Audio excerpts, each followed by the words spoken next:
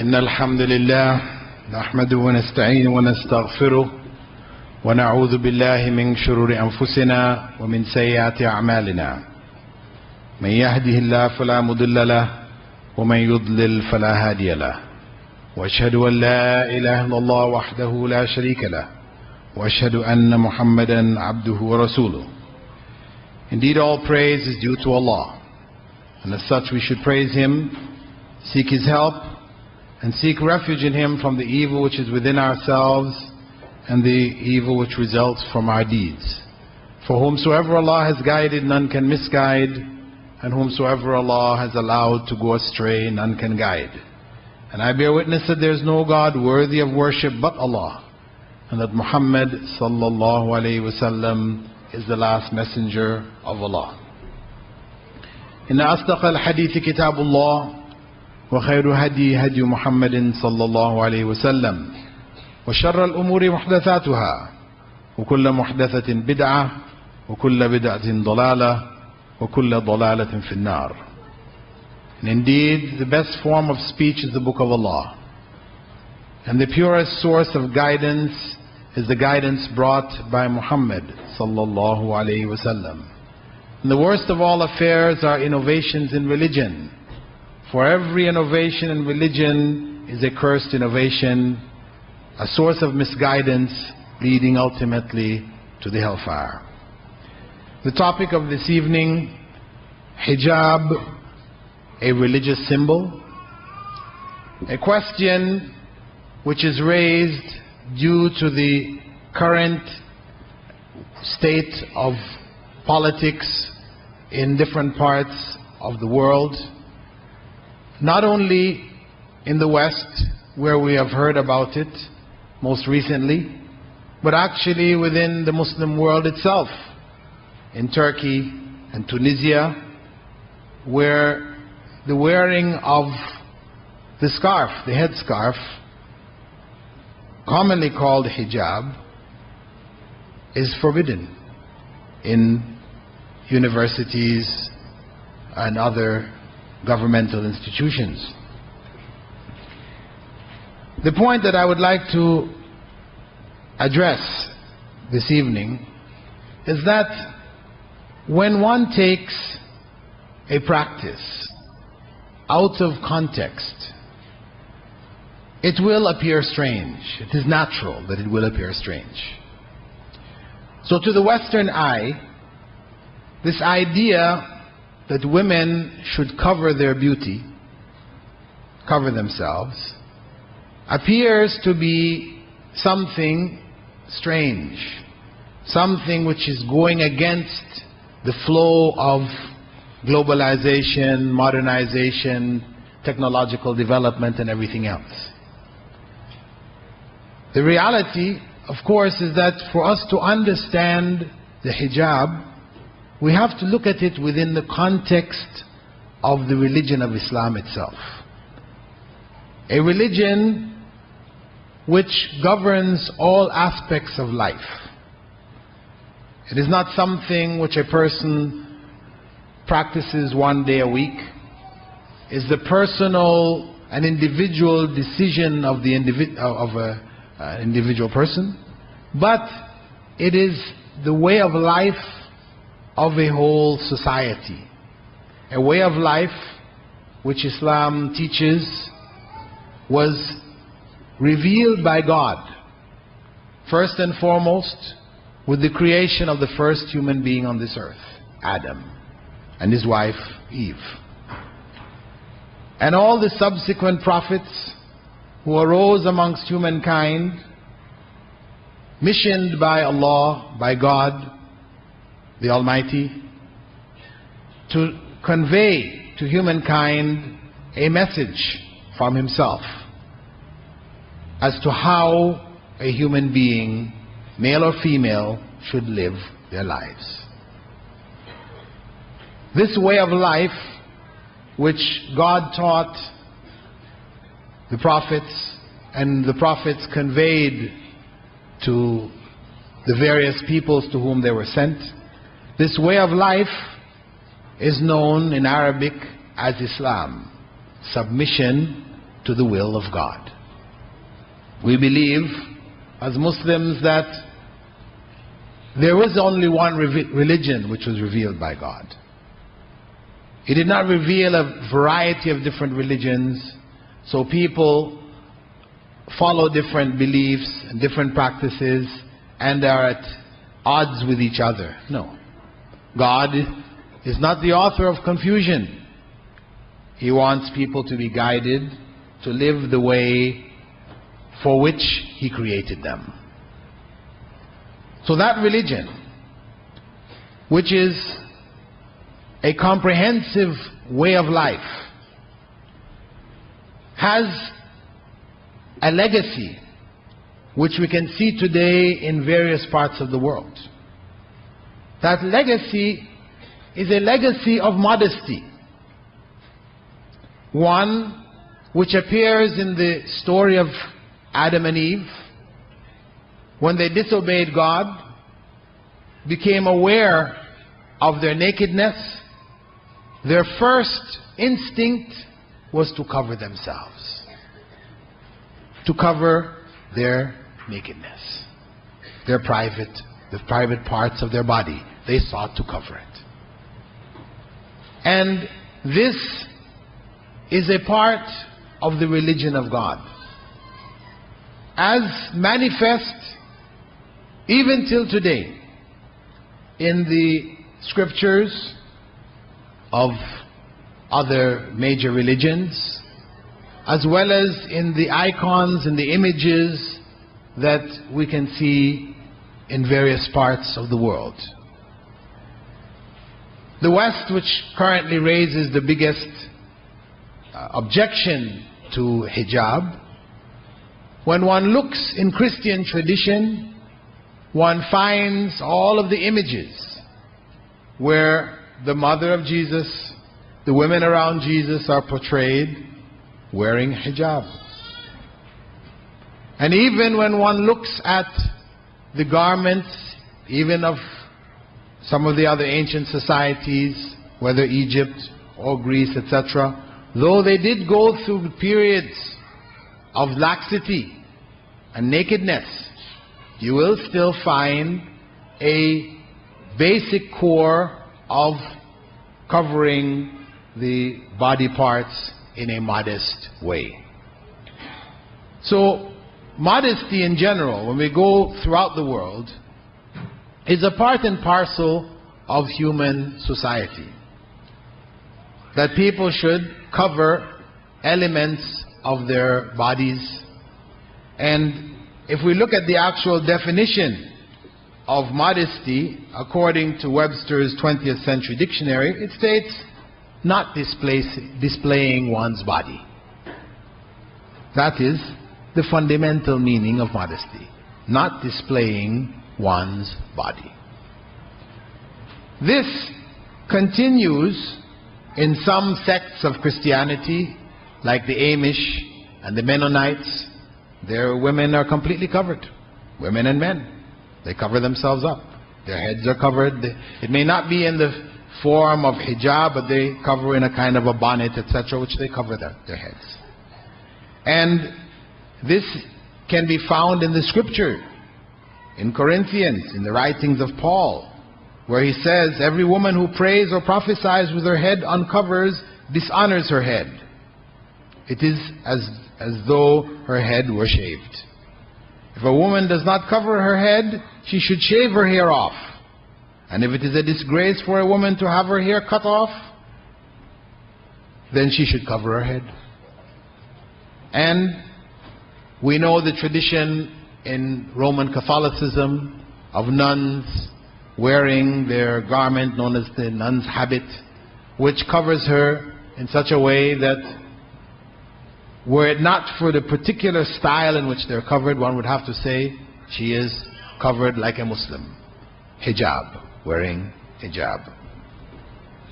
So when we look at the issue of a woman covering herself in what is referred to as hijab, and we should know that the term hijab, though it is currently understood to mean just a scarf, that the headscarf in Arabic is really called khimar.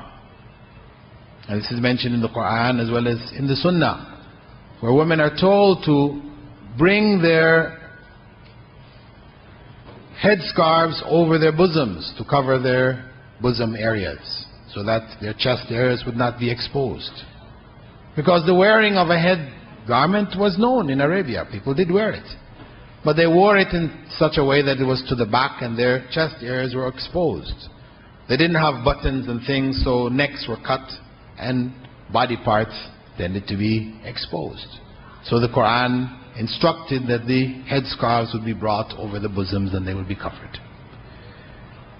Where we do find the term hijab in the Quran, it refers to a barrier between the salt waters and the fresh waters. We find it also referring to a veiling for the wives of the Prophet, may God's peace and blessing be upon him, so that none would see them, because they were not permitted to marry anyone after the Prophet, so that no feelings etc. would develop. They were veiled from the public except for their relatives. However, the term hijab, it, as I said, has come to refer to the headscarf. So the headscarf is only an element of hijab. And really, the concept of hijab involves covering a woman completely. According to most scholars, it is except for face and hands. According to some scholars, it is also including the face. But covering her completely when she's outside of her home, as well as covering her from males who she could marry within her home. Because the hijab, although people are commonly looking at it as being just the outer garment that is worn when they go outside, when a woman goes outside, but also within the home itself. If she's in the home and she has, for example, a brother-in-law, I mean, she must veil herself from him. She cannot appear in a way which would expose her body, whether in the form of dress which is revealing, etc., in front of such individuals. She has to treat that individual who is a brother-in-law, but whom she can marry, just as any other person on the street, with regards to veiling herself, maintaining a veil. A veil which is physical, in the sense that her body should be covered, but it is also a veil which is emotional, in that she hides her emotions. She does not expose her emotions when she speaks with people who are marriageable people. She speaks to them in a business-like way, not in a seductive way, with a lilting voice, etc. This is part of hijab, you could say, from an emotional perspective. And even on an intellectual level, she should also maintain her hijab from the perspective that she is conscious of the importance of modesty. She understands the principles behind the covering, that it is not just a cultural hand-me-down, which she does because her mother, female relatives, did it in her place, in her tribe, in her nation, or whatever, they do it. But she does it because she has understood that it is a requirement from God. It is done with an understanding. And she understands from a religious perspective that when she wears her hijab, she is worshipping God with it. So it is a means of worshipping. So it is a very comprehensive hijab or veiling, not limited to the physical act of wearing a particular cloth. A cloth which, due to the exaggeration of secular Western societies, have turned this into an issue done by young girls which would shake a whole nation. young girls put on a scarf and go to school and the whole nation shakes. We have to ask ourselves why? Why should the nation shake when young Muslim girls wear this scarf? Because it's only for Muslim girls. Why does the issue of religious symbolism come into play? Where the state argues that excessive display of religion is not tolerated. So a Christian girl, if she wears a small cross, it's okay. But if she wears a big cross, which is 2 feet by 1 foot or something, then no, she's not allowed to wear it. But who wears crosses like that anyway? So for the Muslim woman or young girl, she puts a scarf on her head and immediately this is an excessive display of her religion. It is a symbol of religion. It has come to be associated with religion, and Islam in particular, because of the awakening which has taken place in the Muslim world in the last 50 to 25 years. In the era of colonization of the Muslim world, many women removed their veils. As men changed their dress to become acceptable to the colonial regime, women were also encouraged to change their dress so that they would also be acceptable to that colonial regime. But with the rise of Islam in the 20th century, the most obvious sign of its return was the woman wearing the veil, covering herself with a headscarf as well as covering her body, etc. So it became identified as a symbol of fundamentalism, fundamental Islam, extremism, when in fact it is basic to Islam. So basic that we have the clear statement, for example, in Surah Al-Ahzab, the 33rd chapter of the Quran, verse 59, يا أيها النبي قل لأزواجك وبناتك ونساء المؤمنين يدنين عليهن من جلابيبهن ذلك أدنى أن يعرفن ولا يؤذين. O Prophet, tell your wives, your daughters, and the women of the believers to cast their outer garments over their bodies. That is best in order that they be known and not be harmed. So there's a clear instruction in the Quran for women to wear these garments, to cover themselves.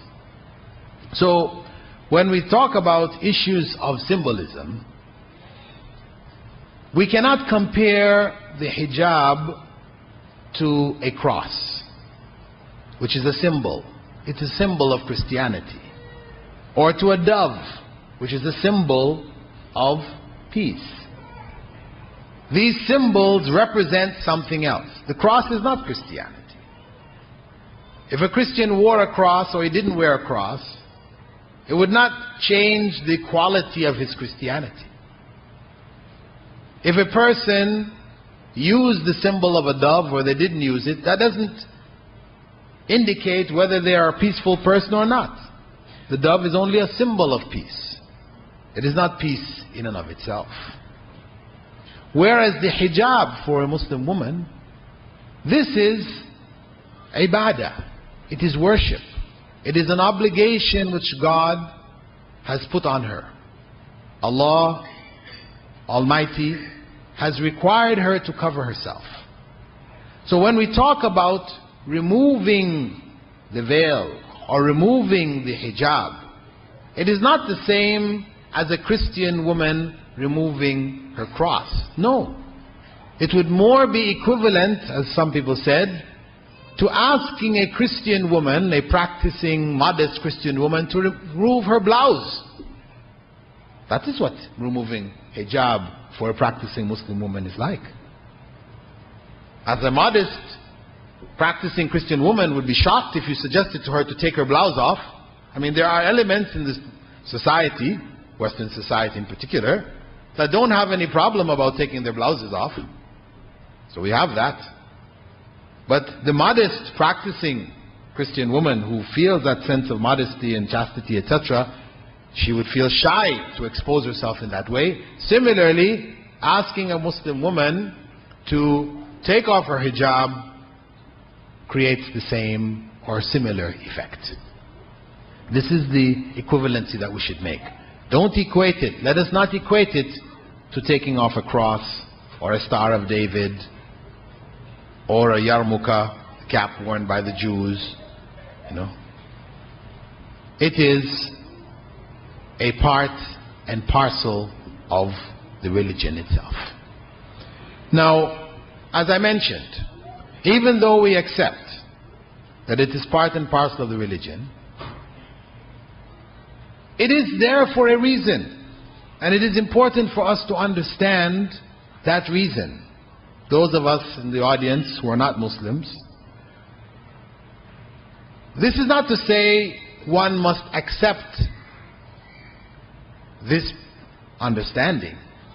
At least one should be clear that there is a rationale, there is a reason behind it, which has nothing to do with oppression of women, which is how it is normally portrayed in the media, especially after Afghanistan, as a means of galvanizing forces against that Muslim state. The woman covered in the burqa became the symbol of oppression of Muslim women who needed to be liberated. And Oprah Winfrey, the big figures, female figures in the American movie industry, etc., they galvanized the support of the feminists, etc., to try to liberate and educate Muslim women. This was the cause that they were driven and excited about. Reality, of course, is that after the removal of the Taliban, traveling in Afghanistan, after they have been quote-unquote liberated, still the vast majority, 99% of Afghan women still wear the burqa. The reality is that they were wearing it before, and they would continue to wear it because it was a part of their tradition. They know it is connected with the religion, etc., etc. So the issue of the veil, the covering of the Muslim woman, should not be looked at as an imposition. Yes, it may be there legally in the Sudan, in Saudi Arabia, in Iran, some Muslim countries. It is a part of the law of the country that women cover themselves, and in fact that is Islamic law. So it is not an extreme element amongst Muslims who would wish to require it according to state law. It is according to Islamic law. And every country, every society has dress codes. Even in the most liberated of Western societies, women and men are required to maintain a certain minimum of dress in public. Yes, some do allow in limited areas, nudist parks, nudist colonies, nudist beaches, etc. We do find this element there, but in general in society, people are not allowed to walk without any clothing down the main streets. Yes, we do find it in India. There are elements amongst the Hindu priests who believe that the highest way of worshiping God is to go back to one's natural state. So they do walk. You will find in certain parts of India where these priests will come walking into town. They usually stay out in the outskirts in their hermitages or whatever, but they do come in from time to time walking down the main streets stark naked. No. But this is unusual. This says something about Hinduism. But anyway, it is not the norm in most societies. Right? Most parts of the world, people do have dress codes which they're obliged to follow. The fact that Islam sets the dress code at the hijab level, one needs to understand what are the principles behind it. If it is not oppression, if Muslim women are not obliged to do this, and we should keep in mind the fact that Islam is the fastest growing religion in America, in Britain, in France, in Germany, etc. And in America in particular, where they have estimated the numbers of people converting to Islam at close to 400 people per day. 3/4 of them, meaning 3 out of every 4, are women. We're talking about American women who have grown up with a liberal view with regards to clothing oneself, choosing to cover themselves. So were it oppression, it should become evident in the context of America and Britain and these other Western countries. But in fact, what we find is the opposite. Women, when you read the writings of women from the West who have chosen to cover themselves, you will hear them using the term liberation. That it liberates them from the oppression of fashion. The fashion industry, which oppresses the woman to the degree that she has to spend so much of her time, fixing this and fixing that, and pressing this and pressing that, and sewing this and buying this and wearing that, and it frees her. She can leave her home if she wished, having just gotten up out of bed and walk out. Nobody knows any difference. She's not obliged to comb her hair in such a way and this and that and goes, no. It liberates her. So, when we go and look within the context of the Quranic verse which I mentioned itself, we find in it the reasons which God has prescribed for women to cover themselves. He said there, يُدْنِينَ عَلَيْهِنَّ مِنْ جَلَابِيبِهِنَّ ذَلِكَ أَدْنَى أَنْ يُعْرَفْنَ وَلَا يُؤْذَيْنَ. Let them cast their outer garments over themselves. That is best in order that they be known and not be harmed. That they be known and not be harmed. 2 principles. That they be known. Known. That the hijab is a costume or a uniform which identifies them. As in every society, there are costumes and uniforms which identify people. The policeman wears a particular costume, so you know this is the policeman. The doctor wears a particular costume, you know he's a doctor. You go into the hospital, you don't go to the orderly or somebody who's cleaning the place and ask him to do a heart operation for yourself. No, he's not wearing that long white coat, you don't ask him for those kind of things. Similarly, the construction worker, he's required to wear a certain kind of helmet, certain kind of boots, etc., etc. Why? That he be protected from harm. That he not be harmed by falling bricks or whatever. So, what you find is, in general, there are a variety of uniforms people wear to either identify themselves or to protect themselves from harm, or both. So, the dress of the Muslim woman is first and foremost, as we said, one of her ways of worshipping God. It is ibadah, it is worship first and foremost. That's why she needs to know why she's doing it.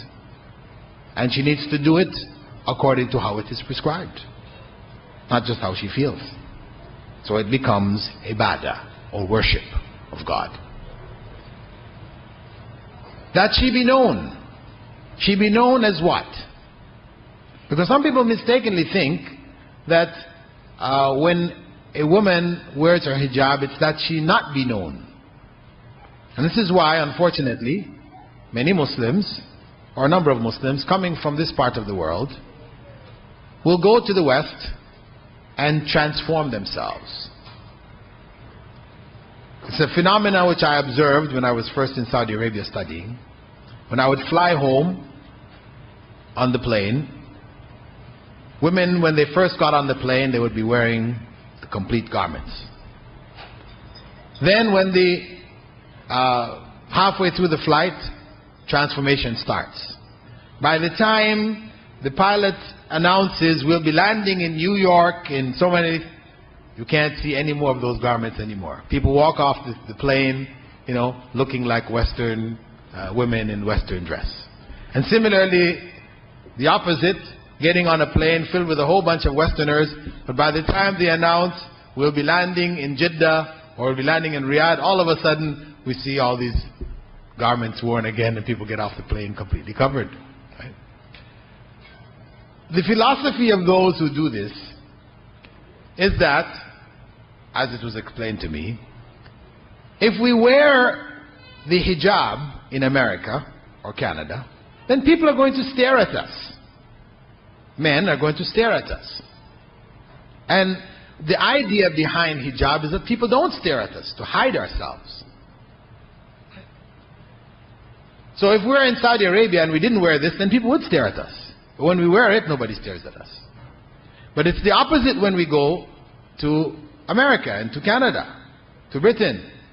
When we wear it, people stare at us. When we dress like them, nobody stares at us. This is what they say. But Allah explains in the Quran that this garment is that they be known. Not that they be unknown. That they be known. In what sense? That they be known in the same way that a nun in that society is known. Because nuns wearing their full garment are not commonly seen walking the streets. If one comes walking down the street or gets on a bus, the men will stare at her. They will all turn and look at her. Watch her as she walks. Similarly, if a woman in the summer comes out wearing the scantiest of clothing, they will also look at her. Gets on the bus, they will look at her walking down the street. But now we have to ask ourselves, are these looks the same? No. One look has one meaning, the other look has another meaning. When they look at the nun, they are looking out of curiosity. Strange, she's all covered up. But they don't have behind it any kind of desire. They know that this person is unapproachable. This is a holy person. And truly, when I first came into Islam in Toronto, and my wife started to wear hijab, covering herself with a scarf, when we used to get on the bus, people used to jump out of their seats and offer her a seat. They thought that she was some kind of, nun. And some people even asked her, what order of nuns do you belong to? So there was this respect.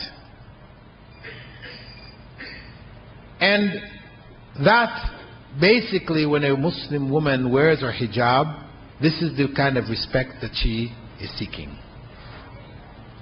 That people, males in particular, would not offer, would not approach her in a sexual way, in a way which is unacceptable Islamically. No. If they have to deal with her, they deal with her in a business-like fashion. As a person, not as a sexual object.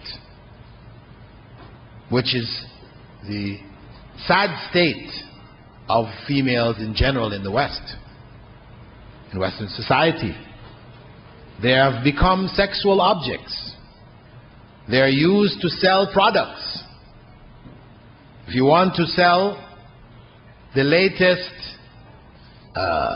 Corvette, what do you do in your ad? Do you talk about how big the tires are? How fast it goes? How long it takes to go from 0 to 60? The size of the engine? That may be there in small writing. But the message, when they show that image in the magazine, is a red Corvette with a woman lying on top of it in a bikini. This is the message. You want to sell your Corvette? This is how you sell it.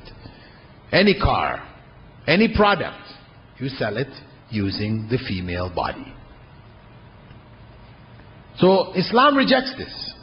This is unacceptable. This is dishonorable. This is exploitative.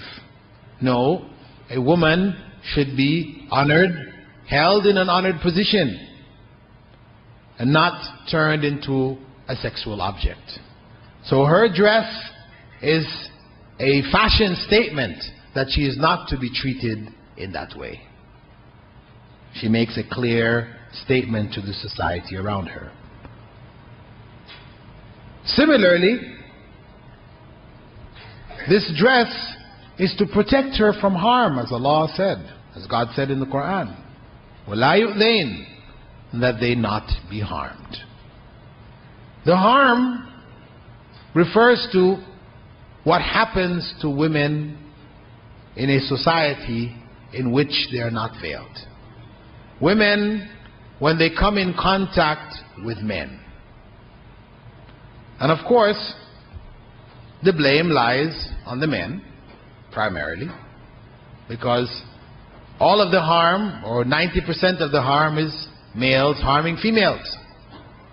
Whether it's in the military, how many staff sergeants are now being charged for raping their female soldiers under their command?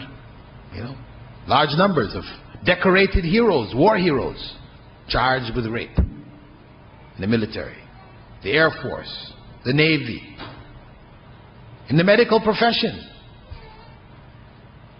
How many doctors are being charged for abusing their position with female patients?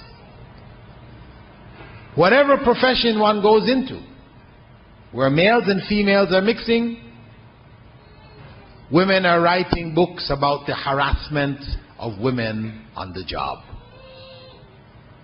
Harassment which is not abating.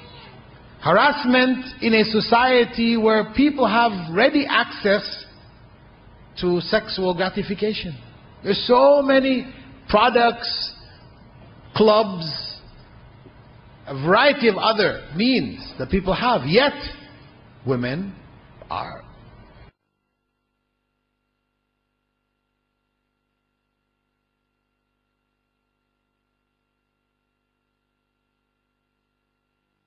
law books that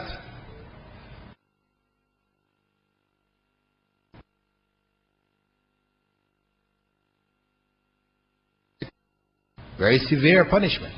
Philippines has taken up that law. India is considering it. Other countries, women are feminists are talking about it. Kill these men. But can we really apply such a severe law without a balance from the side of the women, that they are also required to cover their charms?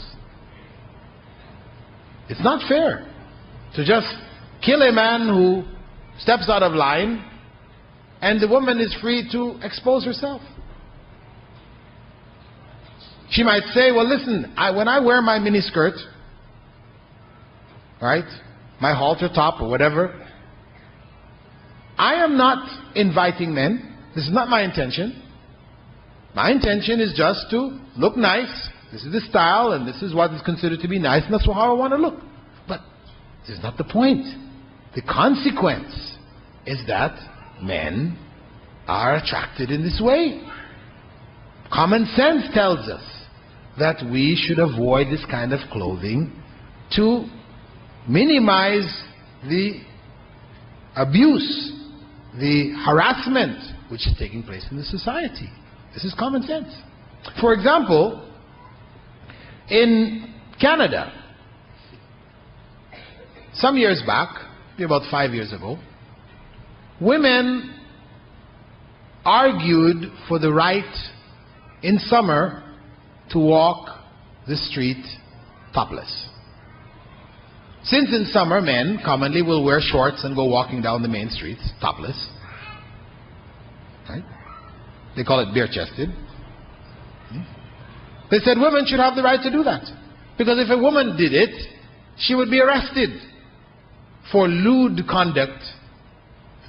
They say, why? Why should we be arrested for lewd conduct when the men are able to do this? Men and women are equal. No, that's what we said in the Constitution, they're equal, so we should have the right. They argued and won. In Ontario, Toronto and the rest of Ontario, it is permissible for a woman, in summer, because this is when they would do it, to walk down the main streets topless. However, since that law was passed 5 years ago, there is no record of a single woman doing it. Why? Common sense tells them that if they did it in public, going down the main street, they would suffer. They would suffer. So they choose not to do it. That's common sense telling them. So similarly, when we talk about dress, we should keep this in mind, that women should be required to cover themselves, and at the same time we should have strong laws dealing with those who are involved in rape, who would harm women in this way. And there's an article I have here, which is from USA Today, called Men, Women and Sex, We Need Your Help. Darren Snyder, a reporter for USA Today, non-Muslim, he's writing, he says, do your skirts have to be so short? Do your jeans have to be so tight? Can't your clothing be less provocative? He's a non-Muslim writer. And he goes into discussing the need on the part of women who complain about harassment of men, that they should also dress themselves in a more modest way. And he actually states in here, he says, talking about the men first, and he puts the blame, he says, yes, it's men's fault. He says that that's the men's fault. But he says, it's a difficult dilemma for women. Many men have one-track minds. Even if women wore bed sheets and drapes, some men would still be able to indulge in whatever visions tickle their fantasies. But if you dressed, say, in long, flowing, loose-fitting garments, like some traditional Muslim women, you don't have to cover your face in my book, he said, this is him. It would be easier on men trying to overcome the entrenched notion of man as a sexual hunter-gatherer. He said, men need your help. Our spirit is willing, but our flesh is weak. This is a non-Muslim writing on this matter. This is reality. So when we look at the rates of rape, for example, in North American society, where if we just look at 3 years, 1994, 1995, 1996. In 1994, you had 251,560 rapes and sexual assaults. In 1995, you had 354,670. In 1996, you had 432,000, sorry, what figures am I using here? First one was 251,560 in 94, 354,670 in 95, and 432,330 in 96. We're jumping almost by 100,000 every year. This is a trend which you can extrapolate backwards to the turn of the century, so that the graph appears to be going down. It's rising as we go forward into the 2000 and 2001, 2002. If we look at that graph, and we look at the graph for women's clothing from the turn of the century, where women used to go bathing in full dresses in America, women went bathing in full dresses. And men even covered themselves completely. Till today, where people go bathing virtually naked, wearing bits and pieces of clothing. They call it bikinis and a variety of other things, but in fact they're virtually naked. You see a graph going in the opposite direction, going from fully dressed to fully undressed. Rapes going from few to many. There is a correlation. Yes, there are figures which have to do with rape, and yes, that it tends to happen amongst those people who are in the families, etc. It's not that the strangers are fewer, but even amongst the strangers, I'm just saying that the rate of strangers committing rape is on the rise. And if we put rape aside and just go, and the figures they have in America, they said every minute 5 women are raped in America. Every minute 5 women are raped in America.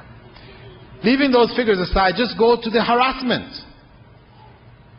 The reality is that harassment is on the increase.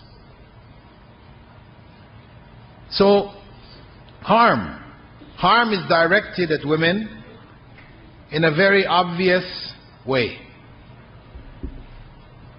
Islam prescribes the hijab, the garment to protect the woman, and also to identify her in the society.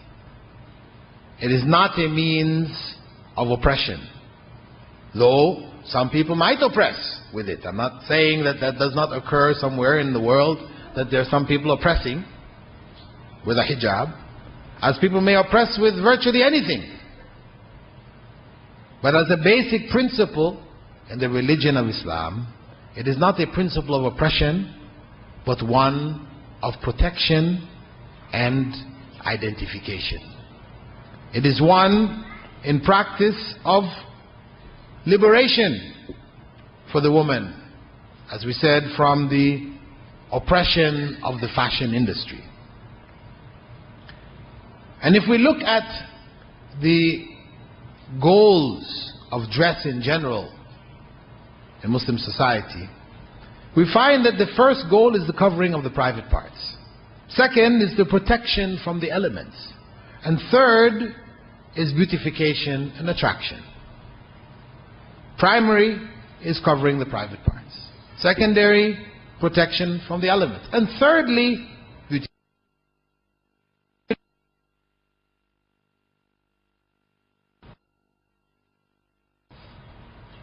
That global culture which is coming on MTV and all the other sources, we can see that the primary purpose of clothing is beautification and attraction. Beautification and attraction.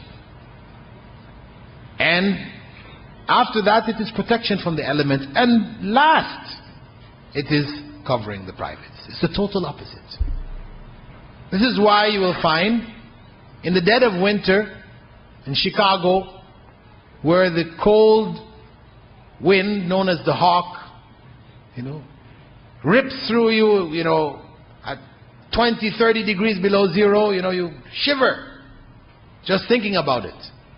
You will find women walking out in miniskirts in the dead of winter. How? What is the intent here? Obviously, it is attraction of the opposite sex. Well, the woman might say, as I said, it's just style. But the bottom line, the fashion industry is geared towards attraction. That is the goal. So, Islam seeks to bring all of these principles under control. It's a part of a system. And this system actually does not exclude men. The system actually does not exclude men. There is hijab for men too. No, they're not required to wear the scarf, the khimar, but they are required to cover their bodies primarily between the navel and the knee. That is the minimum. Should be covered in a loose garment. which does not form and shape the private parts and expose it. That is the requirement. Unfortunately, many men today in the Muslim world, while being very vigilant to ensure that their women are properly covered, will leave their homes improperly covered. They will wear garments which in fact expose their private parts. Garments which they wouldn't accept for their wives, their daughters, etc. But they're wearing it themselves. And this is something that men also need to keep in mind. So, in summing up the topic, hijab. Hijab, as it faces the secular system which is now being globalized. Secularism which seeks to remove religion from all elements of government and public policy. Which says basically religions are all the same. You can follow whichever one you wish, but don't use it as a symbol. Don't symbolize it in public, schools, etc. This global culture which is coming finds in front of it the Islamic culture. There's a clash, head-on clash. Islamic culture which requires that a woman cover herself. This is a part of the religion. Yes, some Muslims may be lax, not practice it properly in different parts of the world. But as a whole, the Muslim nation recognizes that this principle of modesty is a part and parcel of the religion. So it will stand in opposition to the culture which calls to nudity, calls to liberalizing and liberation, exposure which is transformed or manifest in the exposure of the bodies of males and females, and in particular in the case of females. So there is a clash happening. That clash does not have to be if that global culture accepts cultural differences. It accepts the right of people to practice their religion as it has been prescribed. Then there is no need for the clash.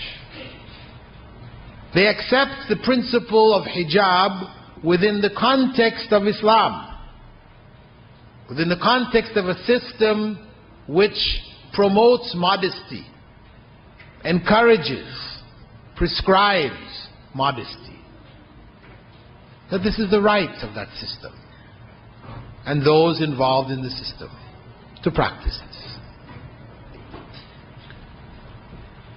So if those who are currently raising such a clamor against the hijab were to wake up to the realities and accept it and embrace it as a part of the cultural diversity of human beings, then there is no problem.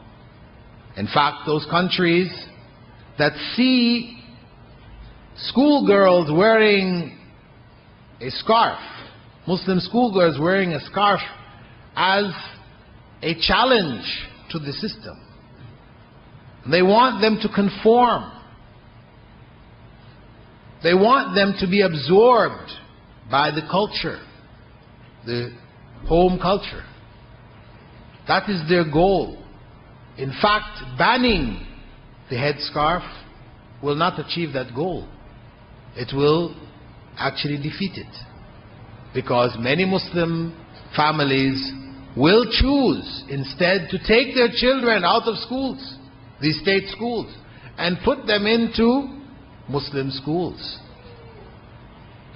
where their values will be reinforced, and where, as the society sees it, fundamentalism will thrive. So actually, they are shooting themselves in their feet. The goal that they intend will not be achieved by the methods that they are applying. So hijab, though it is a symbol of an awakening to Islam, it is among the practices of Muslims. It is not a religious symbol in and of itself. It has symbolic value, but it is not a religious symbol in and of itself. It is an act of worship. It is a religious obligation. And as such, Muslims as well as non-Muslims need to understand it in this context. And having understood it, then the problems which we are facing today in the Muslim world as well as the non-Muslim world, though most of the problems seem to be in the non-Muslim world, these can be resolved quite easily. Because Islam is not confrontational. It is not a violent religion. It doesn't seek to impose its way on people. It is a religion which thrives in peace, in times of peace. It spreads most rapidly when there aren't tensions, when there aren't conflicts. When we consider the spread of Islam to Indonesia, 200 million Muslims, not a single Muslim soldier set foot. The largest Muslim country became a Muslim country from trade, merely from the trade of Muslim traders leaving western, southeastern Arabia, Oman, Yemen, traveling there and trading. So,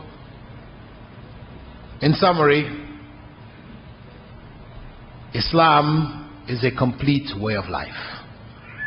The hijab is a part and parcel of that way of life. It is not imposed and it is not oppression.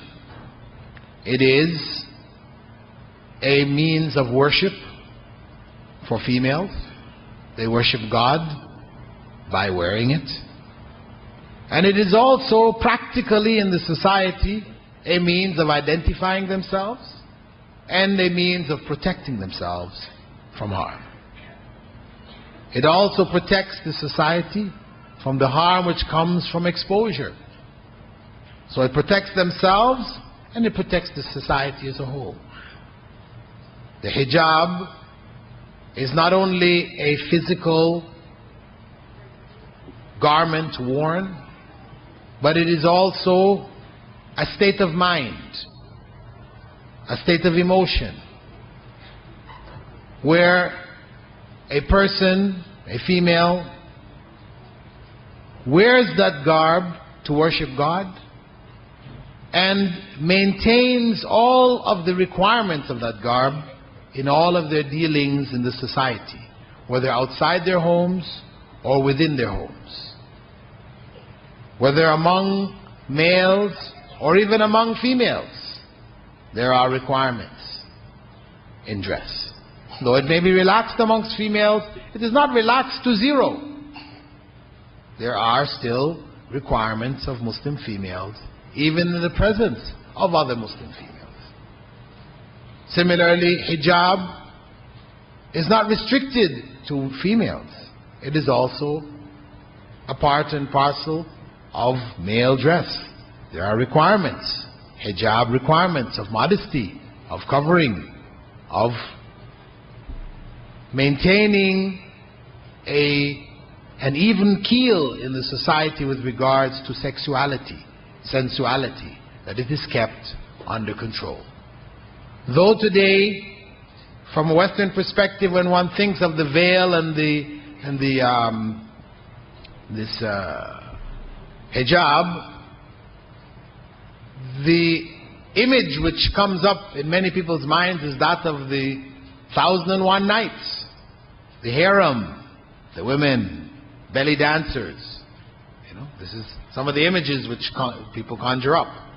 Of course, these are stories, entertainment, novels, fiction.